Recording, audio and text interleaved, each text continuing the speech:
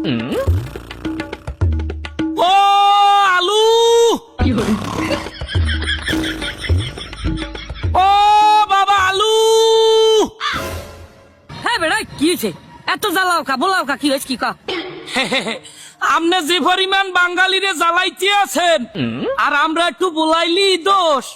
না তোমার কোনো দোষ নাই, তুমি কি খাবা তরতরি কা। আপনি এরম আকাম করেন কায়? এবারে কি রকম করছি আই? মুই কি তোর বল লাগে বড় কি করছি? তবে ও আকাম না, আপনার মাসুক কাছে আতলেন কা? আবার কয় সেতলেন কা। এবারে কি রকম সেতছি আই? কিরকম চাচ্ছেন হেইয়া? না মানে এই যে 20-30 টাকা দামে গুনে আসুক লাভ দিয়ে 120 টাকায় উঠলেন, কাহিনী কি? আচ্ছা এ ডৌয়েলারের ভোগ দুর্নইতে মুই সেতলি তোকে সহিমা যার কেউ সহি দাওরা কে আবার চাতলে কেডা? কে তোগো চোখ দুইটাই দেখি দেহ না, তোগো চোখ দুইটাই বাজে না। এবার কাঁচা মরিচ দেই 1200 টাকা 1500 টাকা কেজি হইলে, হেরবাল্লারের আন্ডা ডিম হ্যাঁ দেয় সোনার দামে বিক্রি করে। এই হেরবাল্লারের পেঁয়াজ হে বেচ দি হিরো আলমের নাম জোবাই জোবাই সাথে, হ্যাঁ তোগো চোখ দুইটাই বাজে না। না হ্যাঁ যা কইছেন খারাপ কর নাই, তবে হে কাঁচামরিচ পেঁয়াজ হেয়ার পর রসুন এরা তো বেবাকে থামিয়ে গেছে, তা আমনে এরম চাতলেন কা? তাছাড়া আমি যতদূর জানি আমনের তো বাঙালি তরকারি হিসাবে যতটুকু সম্মান দেওয়া দরকার হ্যাঁ তো আমনের দেয়, তা আমনে বাঙালির লাগি হেমে রাকাম করেন কে? এবার না করি কি আমি আই, করো তো তোরাই। আমরা করি কিরমের? সিন্ডিকেট সিন্ডিকেট তোগো ব্যবসায়ীরা সিন্ডিকেট করে সবজি নিয়া, গরিবের রক্ত দোষে আমাগো দাম বাড়াইয়া। না হেডা ঠিক আছে, ওই মাগুর ভরাইতে এই সমস্ত আকাম ওই হালাল খালারাই করে, বাঙালির রক্ত চুষে খায়।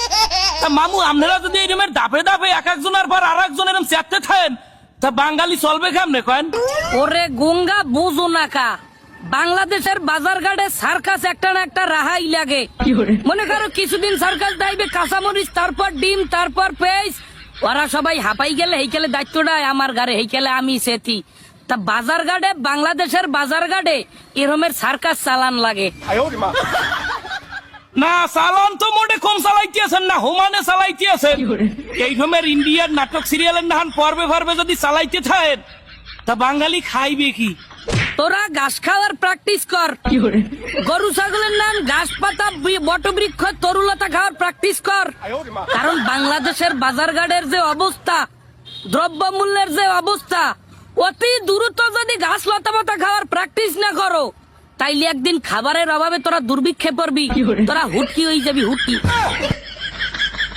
না এছাড়া তো আর কোনো উপায় দেখিও না, ঘাস লতা পাতা তরুলতা খাওয়া চাইতে মানে হ্যাঁ খাওয়া ছাড়া অন্য কোনো উপায় তো এখন আর বাঙালির দ্বারা নাই।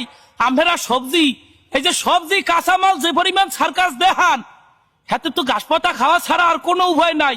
আবার হেইয়া কর যাইয়া হেইয়া করার মূল লাগে মেথাইতে হবি না, দাম আবার কমে গেলে এই খেলে আবার তোকে লাগে দেখা হইবে না। আল্লাহ হাফেজ, আল্লাহ হাফেজ, আমি আবার ঘুমাবো।